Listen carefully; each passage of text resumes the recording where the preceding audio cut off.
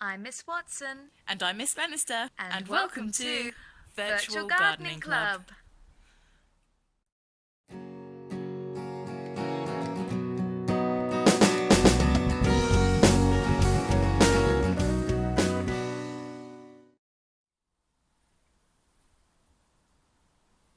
Whatever is the matter, Miss Watson? I've never seen you looking so glum before.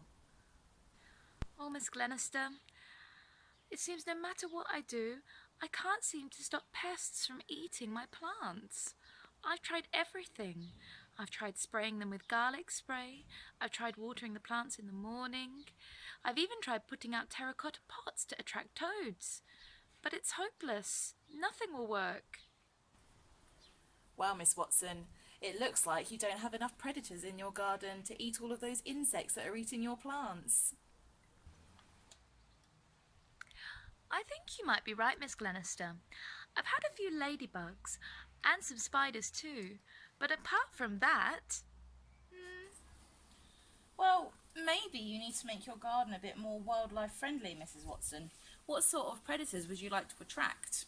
I do hear that hedgehogs are quite good predators to have in your garden because they eat things like slugs and millipedes, which put all these holes in our plants. Hedgehogs, Miss Glenister? I don't think I've ever seen a hedgehog in the wild before, and I don't know very much about them either, though it would be nice to welcome some more wildlife into my garden. Where do I start? Well, I'm not really sure about this one, Mrs. Watson, but I do know somebody who might be able to help. At Shepreth Wildlife Park, they have a hedgehog hospital that helps to rescue and look after hedgehogs that are unwell. They also know lots about hedgehogs, and I'm certain they'll be able to help us to find out how we can make our gardens more wildlife, but especially hedgehog friendly. Today we are going to be calling Terry from Shepreth Wildlife Park. She is an expert in all things hedgehog, and hopefully she will let us know how to make our green spaces and your green spaces more hedgehog friendly. Are you ready, Miss Watson? I'm ready, Miss Glenister. Oh, how exciting! Our first ever guest on Virtual Gardening Club. I can't wait to hear what she has to say about hedgehogs.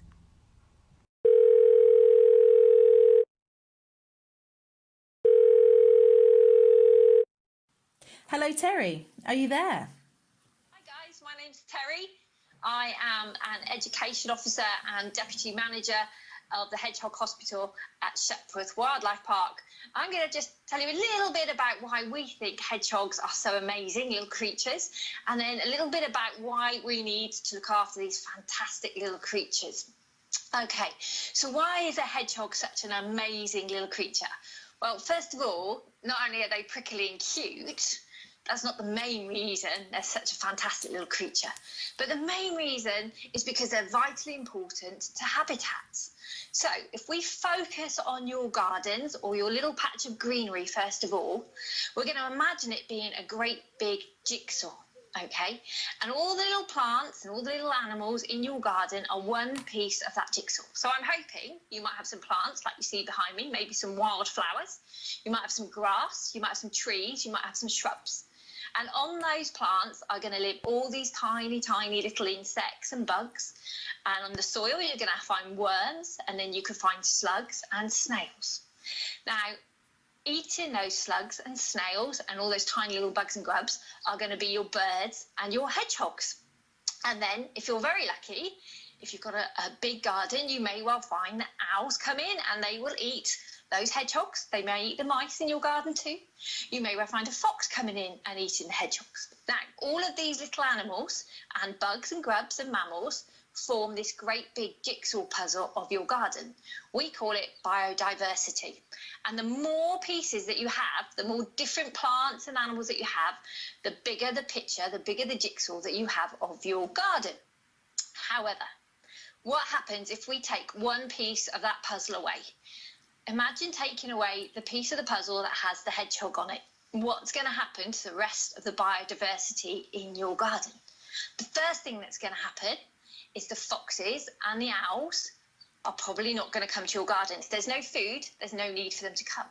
However, if those animals can't find enough food, they're going to starve. So no baby foxes and no owls. So we can take away those bits of the puzzle as well. They're not in your garden anymore. What about the other end of the scale?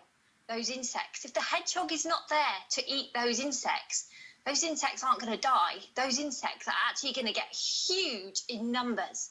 And we could end up with real problems in our garden. Too many insects eating our plants and our trees and our bushes and our shrubs. So if all these insects start eating all our plants, before we know it, all of our plants have died as well. So that's even more bits of the puzzle disappeared. So now we don't have a puzzle. We're not going to be able to put all of these pieces back together, and the picture of your garden has completely broken up. So it's vitally important that we have the hedgehogs in our gardens, in our countryside, even in our town parks and in our cities, in order to keep the balance complete, to keep this biodiversity, to keep it nice and healthy. So that's the main reason why we need hedgehogs, to keep the balance. But there's other reasons. And one of the other reasons that I like to tell people about are about pesticides. Hedgehogs are nature's own pesticides. Now, on my plants over here, I've got some little things called aphids. Some people will spray them with a poison, with a chemical to get rid of them. They don't like them. However, I know that the ladybirds are going to come along soon and eat those aphids. I then know that the hedgehogs will come along and eat those ladybirds. So by having hedgehogs in my garden, I don't need to use chemicals and poisons to get rid of things. Nature provides her own way to help look after my garden. So keep everything in balance and it will all look after itself. Wow! So you were right, Miss Glenister. The reason I have so many insects in my garden is probably because I don't have enough biodiversity, that a piece of the puzzle is missing in my garden. Though, I wonder why I haven't seen many hedgehogs in the wild before. Well, it says here on the Hedgehog Hospital website that hedgehogs are actually under threat. I wonder if Terry could give us more information about that. When I was your age, there was about 2 million hedgehogs across our countryside. That seems like a huge number. But now we've only got 1 million. So by the time you get to my age, if we don't do something and help these little hedgehogs out, we can have 500,000. By the time you're your grandparents' age, it will be 250,000. So we are losing hedgehogs really, really quickly.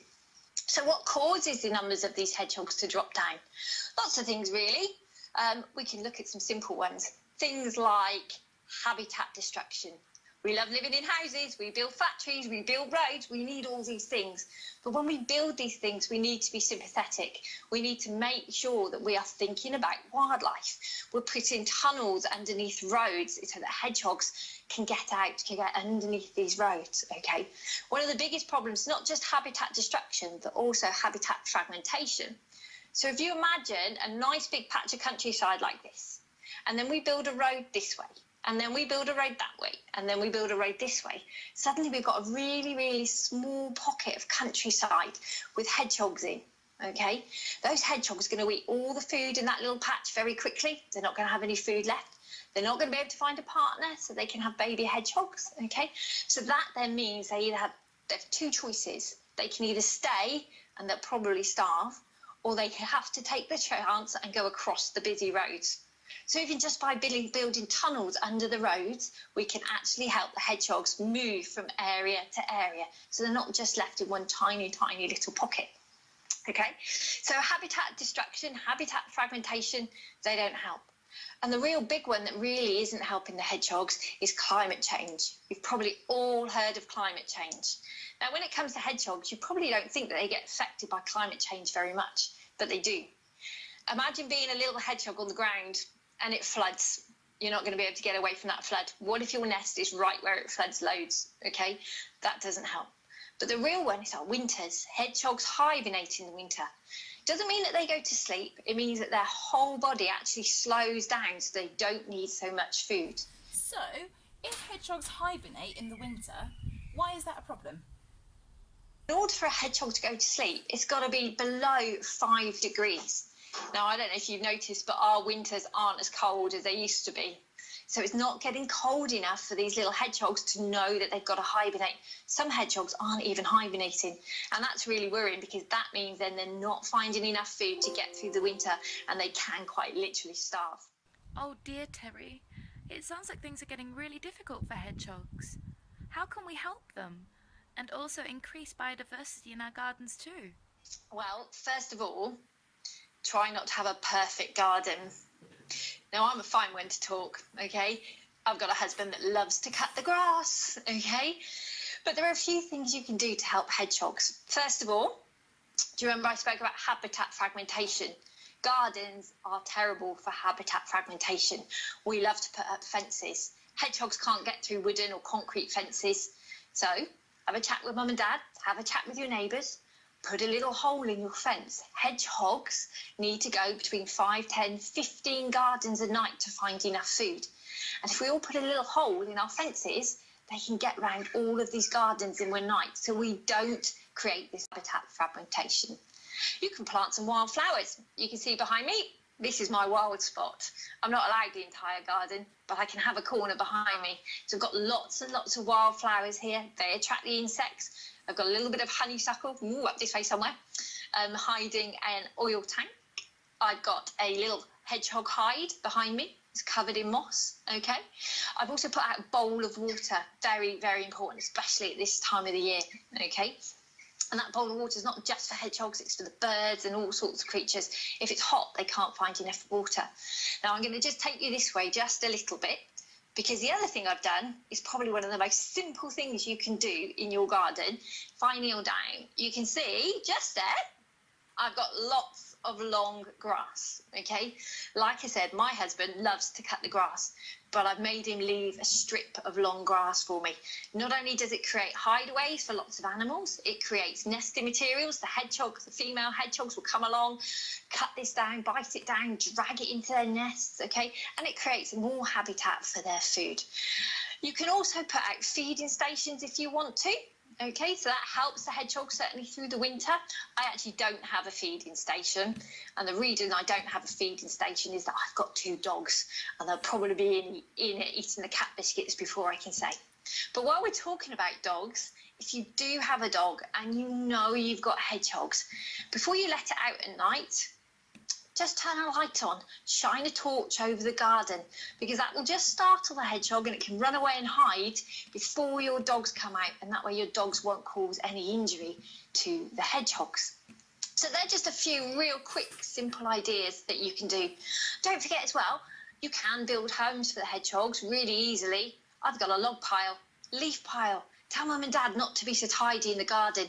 Doesn't hurt to leave a leaf pile somewhere or a log pile somewhere. Hedgehogs will live in it, and not just the hedgehogs, insects, spiders, they'll all live there. So by creating a home for what you think is one animal, you're actually creating a home for loads of different animals. There are lots of simple things that you can do to encourage hedgehogs to come into your garden. Thank you so much, Terry, for all of the information. You certainly do know a lot about hedgehogs. Children, if you want to know more about Shepreth Wildlife Park, we've put a link in the description to their website. This is the area in my garden that I'm going to leave the grass to grow longer for the hedgehogs. I need to make a hole in my fence first though. This is called a hedgehog highway, and you can find out more information about it on the Hedgehog High Street website, which will be in the description. The website has lots of information about how to feed hedgehogs and build a hedgehog home, and just generally make your garden more hedgehog friendly. Though before you make a hole in your fence, you must talk to your neighbours first. You can also build a hedgehog home. If you've already got lots of holes in your fence, then I'm sure the hedgehogs will be able to get through. Now is the right time to start building a hedgehog house, as in the late summer and early autumn, hedgehogs will start looking for a place to call home as they get ready to hibernate. Miss Watson, what do you do if you want to help hedgehogs but you don't have a garden? Well, if you do happen to see a hedgehog whilst you're out and about, you can register it on the Hedgehog High Street website so that other people can keep an eye out for the hedgehog, and they might even be able to put food out in their gardens if it's nearby. If you find a hedgehog that's injured or a baby one that looks like it's in trouble, you can call the hedgehog hospital where Terry works and they can come and rescue the hedgehog. I think we should also try and make our school a bit more hedgehog friendly, Mrs. Watson, don't you? We might need some help to do it though. I agree, Miss Glenister. Hedgehogs need lots of people to help them. Well, Miss Watson, this is our final episode of Virtual Gardening Club as we're breaking up for the summer this week. Children, we hope that you've enjoyed Virtual Gardening Club this half term as much as we have enjoyed making it. Who knows, we may be back in the future with further episodes of Virtual Gardening Club. We'll see you soon for another episode of Virtual Gardening Club.